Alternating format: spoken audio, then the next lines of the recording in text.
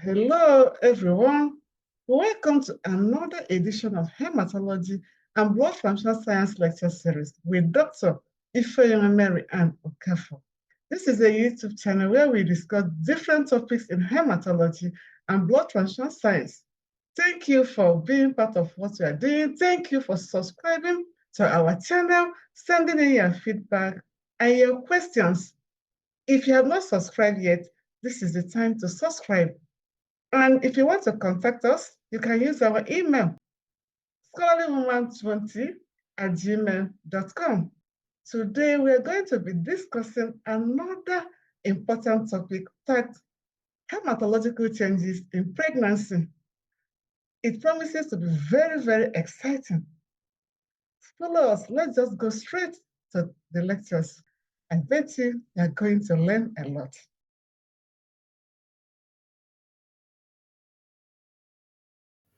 Learning objectives.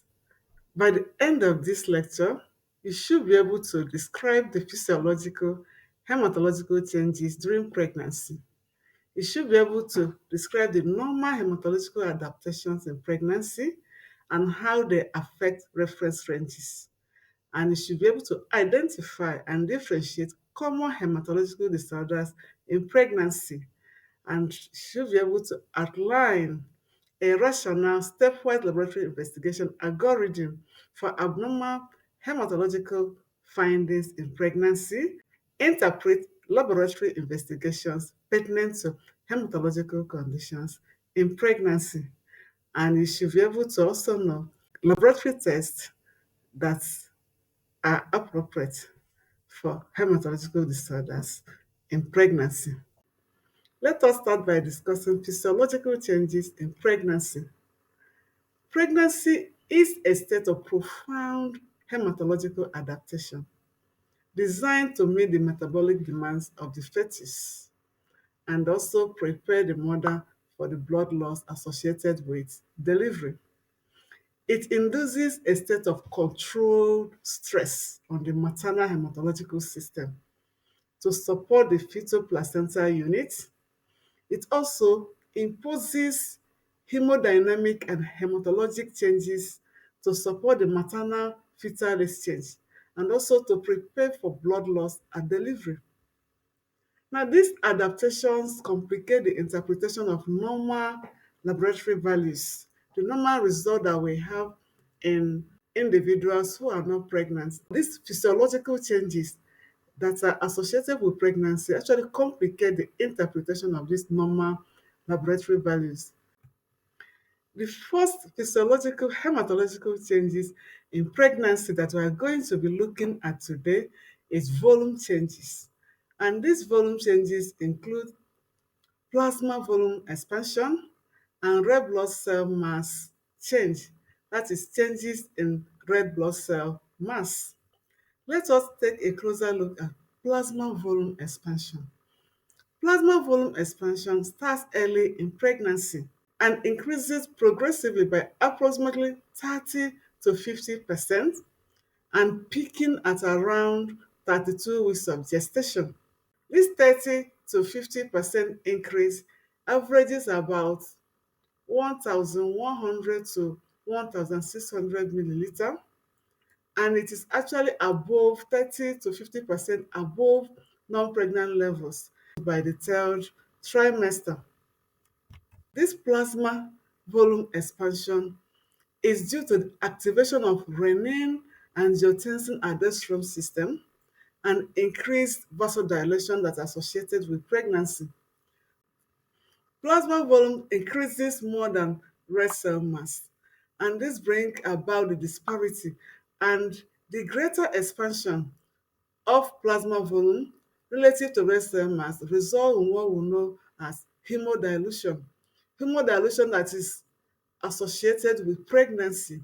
And this hemodilution is actually what causes a physiological fall in hemoglobin, PCV, and red cell indices and other parameters that are associated with pregnancy. Let us have a look at red cell mass. Red cell mass, that is changes in red blood cell mass. Red cell mass also increases in pregnancy, but only by approximately 20 to 30%. Remember that plasma expansion occurs by about 30 to 50%. But red cell mass also increases during pregnancy, but increase is not as high as that of the plasma volume. Red cell mass increases by approximately 20 to 30%. That is about 250 to 450 ml. Primarily, it is actually primarily stimulated by increased erythropoietin production. The increase in red cell mass is primarily stimulated by the increase in the erythropoietin production. Now, because of this hemodilution, that's what we call physiological anemia, that is always associated with pregnancy. Remember, I said earlier that because of disparity between the plasma volume expansion and the increase in red blood cell mass, there is a fall in some of hematological parameters, hemoglobin, PCV, and others. The larger increase in plasma volume relative to red cell mass results in a lower concentration of red cells. And this lower concentration of red cells in this particular situation is what we term physiologic or dilutional anemia that is actually associated with pregnancy.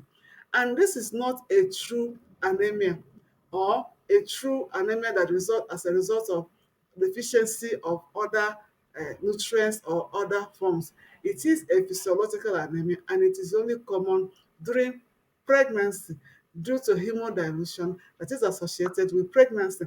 And this hemodilution is as a result of expansion of plasma volume higher than the increase in red blood cell mass. As a result of hemodilution or physiological anemia that is associated with pregnancy, we have pregnancy-specific hemoglobin reference ranges. And it's actually necessary to do what? To use this when you are referring to pregnant women. It's different from that of normal individuals who are not pregnant.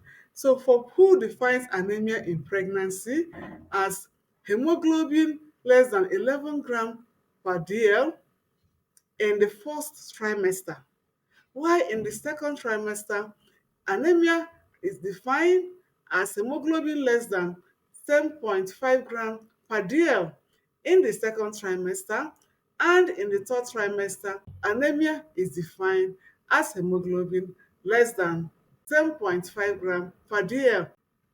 During pregnancy, changes also occur in red blood cell indices, and also there is increased turnover and increased demand for iron, folate, B12, and other substrates.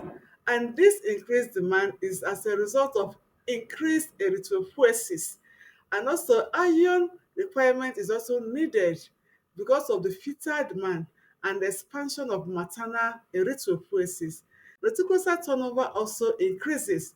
Red cell survival may slightly shorten due to increased volume stress. There is increased iron transfer to the fetus, especially in the third trimester. Looking at red blood cell indices, mean cell corpuscular volume, and MCHC, MCH, the changes might be small or they may typically remain the same. White blood cells. During pregnancy, there is leukocytosis. There is a gradual increase in the total white blood cell count, mainly due to neutrophilia. Counts commonly range from 6.0 times 10 raised to power 9 to 16.0 times 10 raised to power 9, especially in the third trimester. There's also what we call stress leukocytosis during pregnancy. Stress leukocytosis during pregnancy. Counts can transiently reach 20.0 times 10 raised to power 9, between 20 to 30.0 times 10 raised to power 9 per liter during labor and the immediate postpartum period without signifying infection. So during pregnancy, you can have increased leukocytes, white cell count, and this increase is mostly associated with neutrophil, and the count can range as high as from 6.0 to as high as 16 without actually denoting any form of infection, especially in the third trimester. But you can also have what we call stress leukocytosis. Stress leukocytosis, in this particular instance, the count can even transiently reach to about 20.0 times 10 raised to power 9 per liter, or even to 30, between 20 to 30 during labor and even immediately after postpartum period without signifying infection. So these changes in pregnancy is actually worthy of note because it will help you to do what? To interpret the result. When you do total white cell count for a pregnant woman who is labor or who just give birth, you have to consider her physiological state before you can say this is what is going on in her system. It is worthy to note that a neutrophilic leukocytosis is normal and can range between 6 to 16 times 10 raised to power 9 in pregnancy, and sometimes even higher during labor, just like I just said before. Lymphocyte and monocyte counts remain relatively stable during pregnancy, and this lymphocyte count may decrease slightly, and the immune modulation supports fetal tolerance. Now, the clinical thing that you need to note is that WBC count is a poor indicator of infection in pregnancy. WBC count is a poor indicator of infection in pregnancy. Therefore, clinical assessment is very, very key in diagnosing infection during pregnancy rather than using WBC count as a key indicator. Another physiological changes that is associated with pregnancy is hypercoagulability. Pregnancy is a hypercoagulable state. There is a shift, a pro-thrombotic shift during pregnancy. Pregnancy is a state of acquired hypercoagulability to prevent exsanguination at placental separation. This hypercoagulable state during pregnancy is also a protective mechanism to reduce hemorrhage at delivery. But this, however, increases the risk of venous thromboembolism during pregnancy. During pregnancy, there is also increase in procoagulant factors. There is also increase in procoagulant factors. Fibrinogen increases significantly to about 4 to 6 gram per liter from a non-pregnant level of about 2 to 4 gram per liter. And you have fibrinogen can rise to up to 100% and is a major contributor to venous thromboembolism risk that is associated with pregnancy. Because of this 100% increase in fibrinogen during pregnancy, this is a major contributor to VTE that is normally associated with pregnancy. Then we also have increase in factor 7, factor 8, factor 9, factor 10, factor 12, and even von Willebrand factor during pregnancy. Remember, this increase in all these factors is just a protective mechanism that the body adopts in order to prepare the woman not to lose much blood during delivery. But the problem is that some of these increase in clotting factors like fibrinogen and others predispose the woman to developing venous thromboembolism.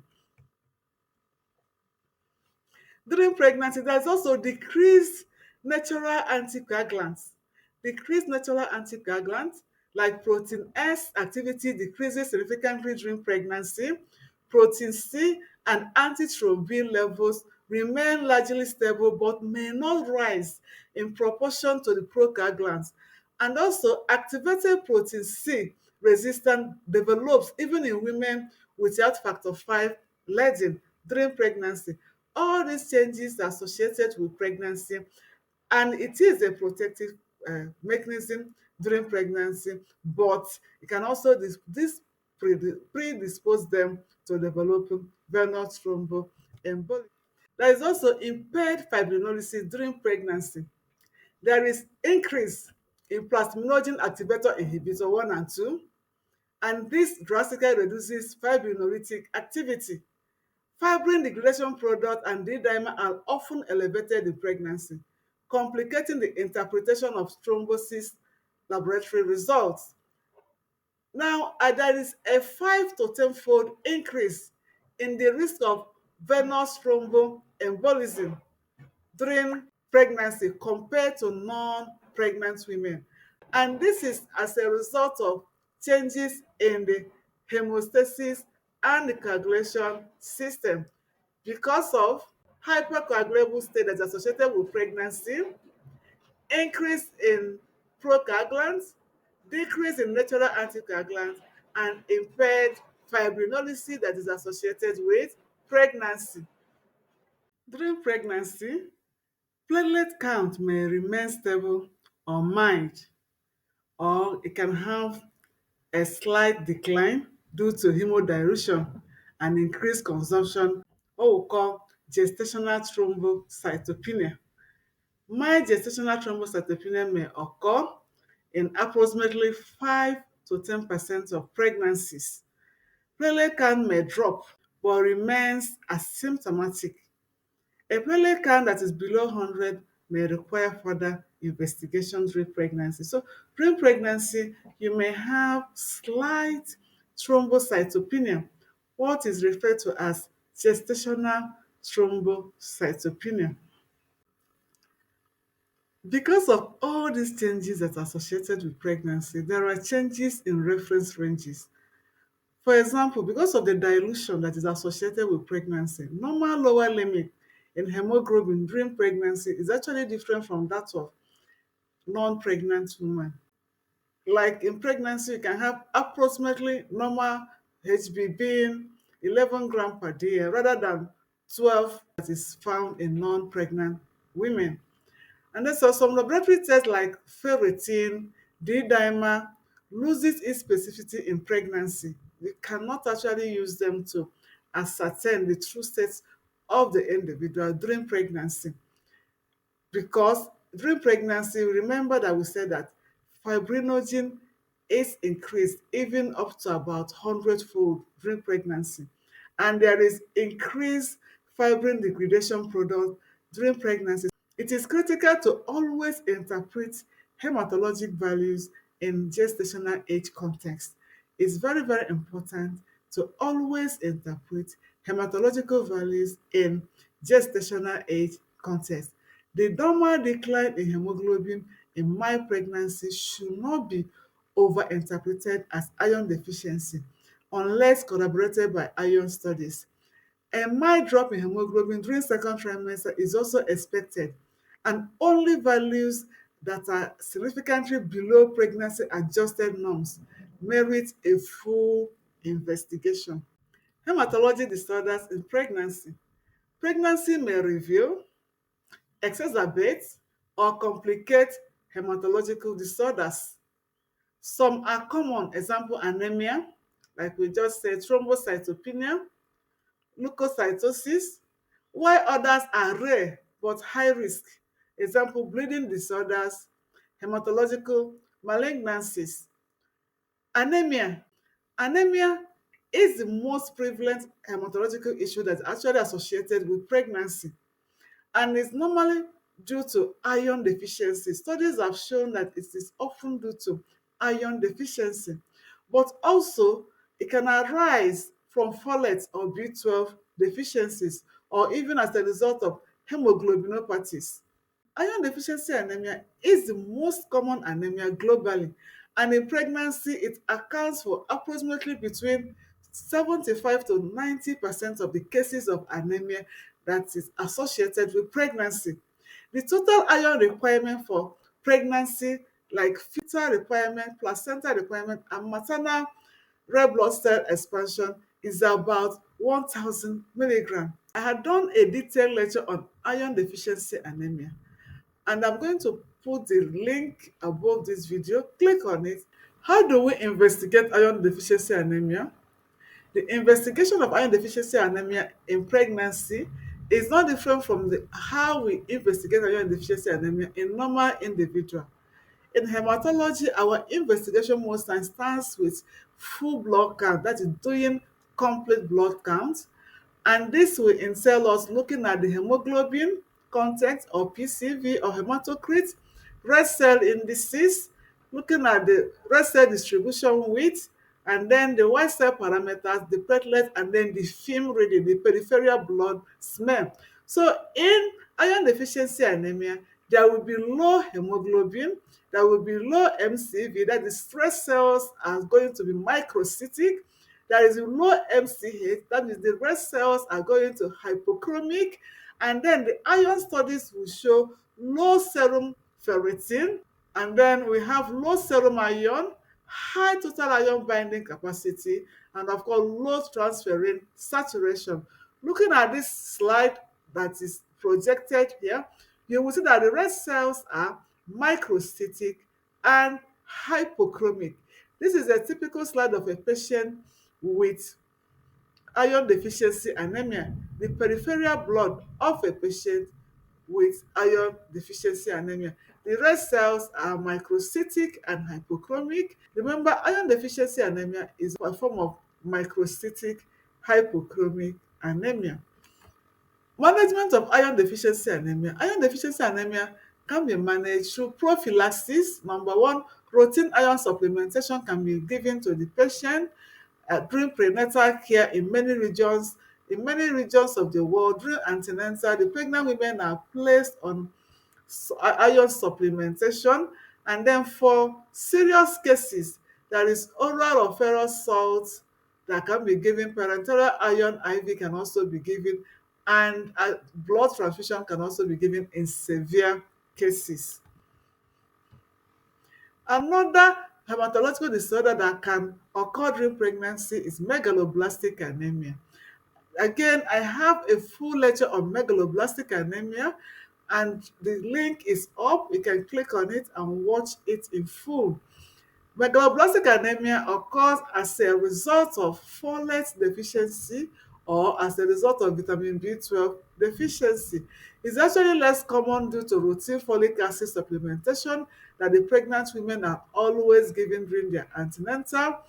Vitamin B12 deficiency is also less common and can be due to pernicious anemia or dietary insufficiency, especially those that are vegans, those that are vegetarians. The picture is as shown on the slide on the screen. These red cells are macrocytic, they are bigger than what they should be. The MCV is higher than 100 femtoliter, and then the red cells are microcytic. There is also the presence of hypersegmented neutrophil, as shown on the slide.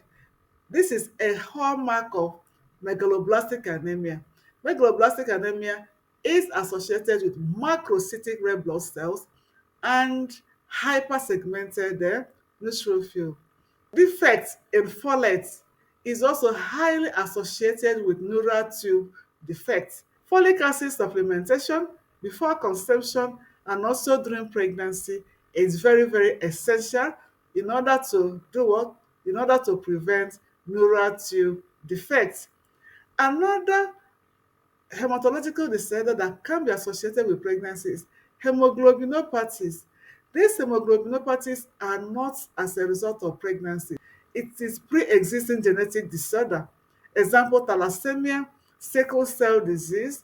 But the problem is that pregnancy can aggravate the situation of the patient. The pregnancy can worsen their situation.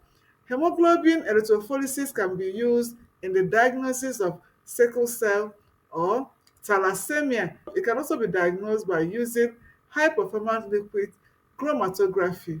Another disorder that can occur during pregnancy is thrombocytopenia. Remember we said earlier that during pregnancy you can have slight reduction in platelet count. Thrombocytopenia, that is platelet count below 150 times 10 raised to power 9, is the second most common hematological abnormality in pregnancy and is mostly seen in about 10% of pregnant women. The key thing here is to exclude the severe causes. One, we have the gestational thrombocytopenia. So you need to exclude the gestational thrombocytopenia. And the prevalence of gestational thrombocytopenia is about approximately 75% of all cases of thrombocytopenia that occur during pregnancy. Now, the characteristics of gestational thrombocytopenia is that it is usually mild. That is, the platelet count is slightly below the lower range, and the platelet count should be above 80 times 10 raised to power 9 per liter, and it typically presents in the late second and third trimester, and there should be no prior history of thrombocytopenia in the patient concerned, and it resolves spontaneously within 1 to 2 months postpartum. It is benign and requires no treatment, and it has no risk for the fetus nor for the mother. So it is mild and requires no treatment. But it can also have another disorder in pregnancy, immune thrombocytopenia. Immune thrombocytopenia occurs in about 3 to 4% of cases. It is an autoantibody mediated platelet destruction. This particular case, the patient in question, the woman in question, develops antibody against his own platelets. It can present at any time during the course of the pregnancy, but it is often before third trimester. Platelet count may be severely low, even as low as below 50 times 10 raised to power 9 per liter, and the mother may have bruising or petechia. Small risk of fetal or neonatal thrombocytopenia due to placental transfer of maternal immunoglobulin G antibodies can cross the placenta and also affect the baby's platelets. Laboratory investigation: when you do full blood count, the platelet count will be low, and then when you look at the peripheral blood film, you can have giant platelets indicating young platelets, immature platelets. And then the platelet fraction can be high, indicating increased bone marrow turnover. Another hematological abnormalities that is associated with pregnancy is what we call pregnancy-specific thrombotic microangiopathies. This is a very urgent condition that requires prompt diagnosis and management. It is an emergency situation, and the most common cause is preeclampsia or HELLP syndrome. What is HELLP syndrome? HELLP syndrome is presence of hemolysis, elevated liver enzymes, and low platelets in pregnancy. Preeclampsia is associated with elevated blood pressure. Pathophysiology: it is as a result of endothelial dysfunction leading to microangiopathy and platelet consumption. It occurs as a result of endothelial dysfunction leading to microangiopathy and platelet consumption, which eventually leads to low platelets. It is characterized by new onset hypertension and proteinuria. HELP, like I said earlier, involves hemolysis, elevated liver enzyme, and low platelet. And delivery is the definitive treatment. Intervention to save the baby and the mother is the definitive treatment. Let us look at the laboratory investigation of pregnancy-specific thrombotic microangiopathy. Like we do in other disorders, you must first of all do your full blood counts and also look at the blood film. And this involves looking at your platelet counts as part of the full blood count panel. And then looking at the blood film, you will look at the platelet structure and also evidence of other abnormalities associated with also red cells and white cells can also help you in the diagnosis. So when you do the full blood count, there will be low platelets.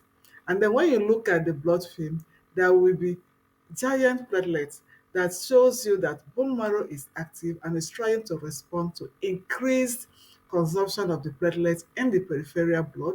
Then schistocytes, that which is evidence of microangiopathic hemolysis. Schistocytes will be present in the peripheral blood film. Then you do liver function test. The liver function test will show markedly elevated AST and ALT. When you do coagulation screen, the coagulation screen in HELP syndrome will be normal, and this is what distinguishes it from DIC. But most times, HELP syndrome can also evolve into DIC. And also there is evidence of hemolysis. So you will have elevated LDH, lactate dehydrogenase, and the low heptaglobin. Unconjugated bilirubin will be high. So in diagnosing HELP syndrome, you do your full blood count, and you have low platelets. You look at your blood film. Hemolysis, evidence of hemolysis will also reflect on the red cells, because the red cell, the PCV, will be low. When you do your full blood count, of course, the red cell parameters will be affected because there is hemolysis going on, so they will be low, and you will see evidence of hemolysis. And in this case, you will see the schistocyte being evidence of microangiopathic hemolysis. And then you have low platelets, and then increased giant platelets on the peripheral blood, showing you that there is increased consumption of platelet, evidence of bone marrow pushing out immature platelets into the peripheral blood. Liver enzymes will be markedly increased. But when you do coagulation screen, they will be normal. This is actually what distinguishes HELP from HELP syndrome from DIC. But most times, HELP syndrome can also evolve into DIC. Of course, there will be evidence of hemolysis, elevated LDH, low haptoglobin, and high unconjugated bilirubin. Another abnormality that can occur during pregnancy is acute fatty liver. Acute fatty liver of pregnancy. Acute fatty liver of pregnancy. This presents with fulminant liver failure, often associated with coagulopathy. And also we have thrombotic thrombocytopenic purpura, hemolytic uremic syndrome. These conditions are rare, life-threatening, and they are distinguished by presence of fever, renal or neurological symptoms, and also degree of hemolysis. So during pregnancy, you can also have some abnormalities like acute fatty liver of pregnancy, thrombotic thrombocytopenic purpura, and hemolytic uremic syndrome.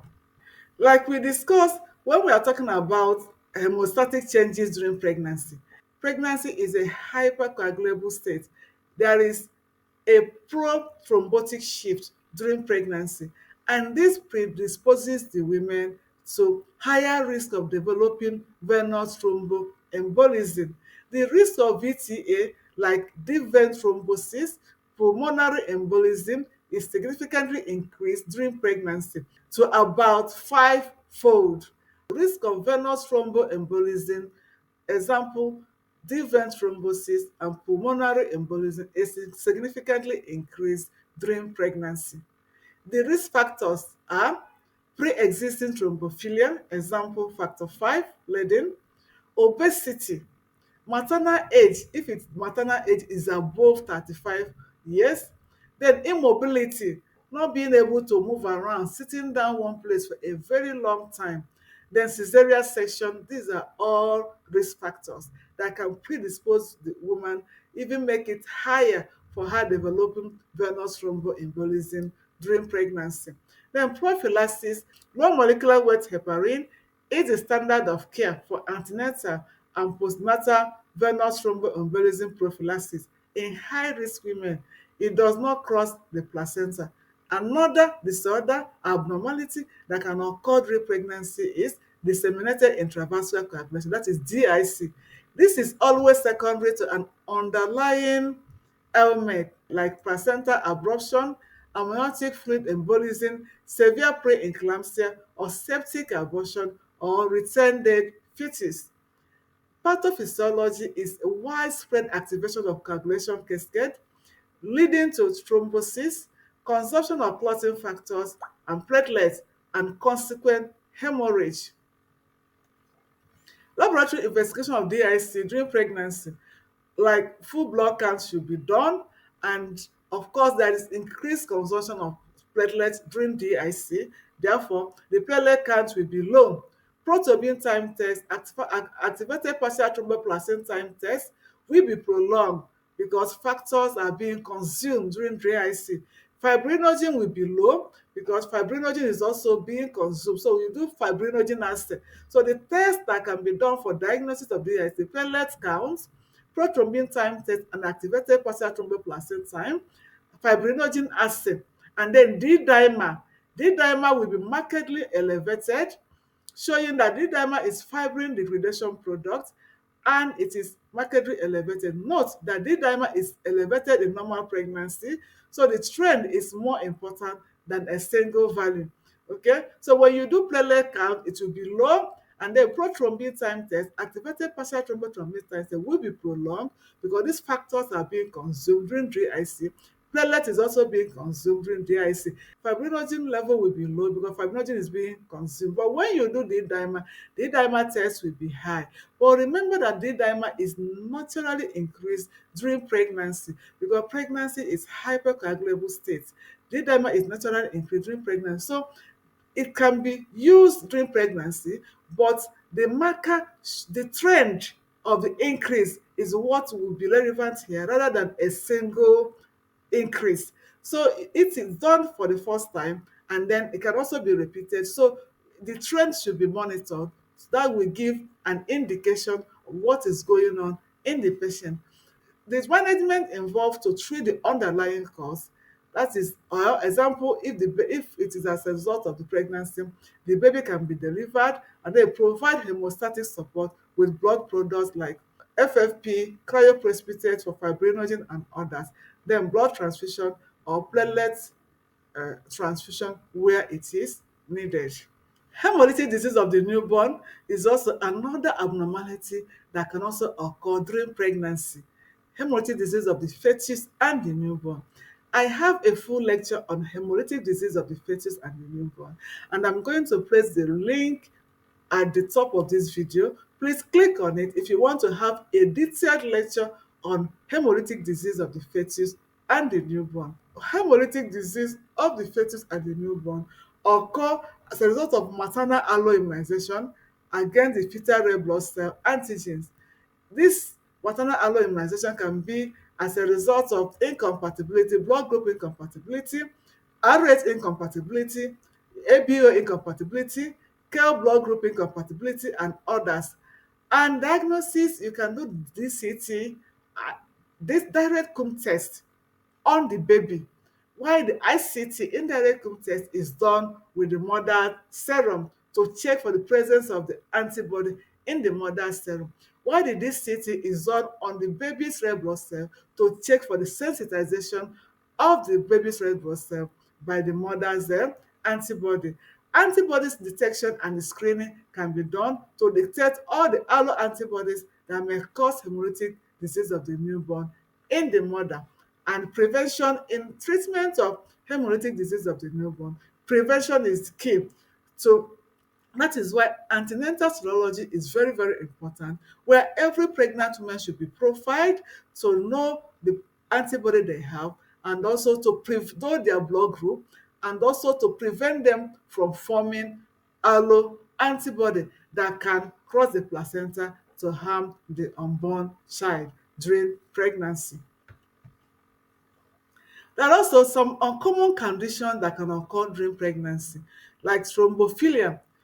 It can be hereditary or acquired. Example: factor 5 leading, prothrombin mutation, antiphospholipid syndrome. Inherited bleeding disorder that can also associated with pregnancy, von Willebrand disease, factor Factor 11 deficiency may complicate delivery. Hemophilia A or B, that is factor 8 or factor 9 deficiency, can also complicate delivery. Hemolysis or hemolytic anemia like autoimmune hemolysis, and hematological malignancies like acute leukemia and lymphoma. All these ones are uncommon conditions that can also occur during pregnancy. Let us now have a closer look at hematological laboratory investigation in pregnancy. Like we said earlier, we'll do full blood count. Full blood count, what is the purpose of doing full blood count? To diagnose anemia and also thrombocytopenia. Then we can also do iron studies. Iron studies help us to assess iron deficiency. Coagulation profile, PT and APTT, international normalized ratio, helps to diagnose bleeding risk and also disseminated intravascular coagulation. D-dimer helps in venous thromboembolism screening.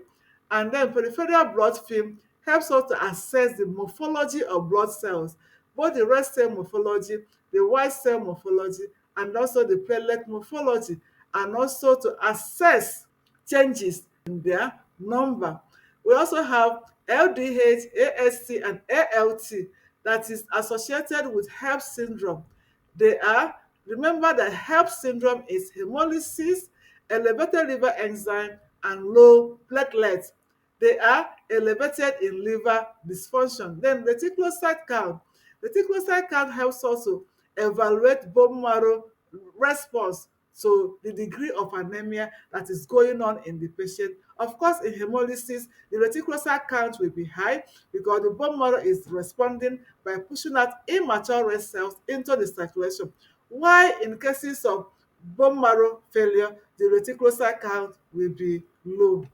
Pregnancy induces substantial hematological changes, plasma volume expansion, increase in red cell mass, hypercoagulability, which shift the reference ranges differently and make the reference ranges to be different from that of the normal non-pregnant women. The most common hematology challenge is iron deficiency, anemia, and other disorder may also emerge. Preparation of tests in pregnancy requires awareness of physiological founders, that is acute phase reactant, dilutional effect, and altered coagulation. Management must be individualized, considering the maternal and fetal risk, with coordination between hematology and obstetrics. Thank you very much for listening.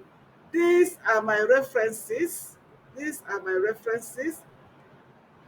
Thank you and thank you. Thank you and thank you. Bye bye.